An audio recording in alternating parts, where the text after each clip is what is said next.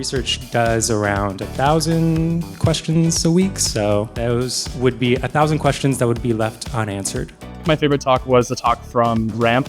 I think it was really interesting seeing a context layer in action. I feel like there's a lot of concepts in AI where people talk about them and it's hard to imagine them, but he really broke it down from why the problem existed, how he tried to solve it. And I feel like I just learned a lot. There's some interesting things to learn and steal from Ramp, basically. We do around 300 million agent runs a month. In our old system, this took around 80 to 85 to 90 minutes. And with our new system, we were able to get this down in under 15 minutes. We crossed 500 million downloads last month. How many people in this room use Pydantic?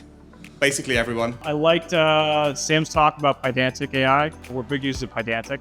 I just want to meet Samuel. He's a fun guy on Twitter. I just want to meet him in person. A year ago today, Jeremiah just showed up with FastMCP completely built out. We use FastMCP because it's really easy to use, basically. It's actually fast.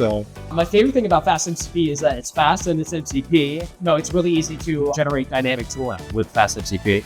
If you look at my bag, I have maybe 2 or 3 times the swag I should have, yes. I'm a big fan of Pydantic. I'm a big fan of FastMCP. It's the easiest way to build an MCP server in the language I love, which is Python.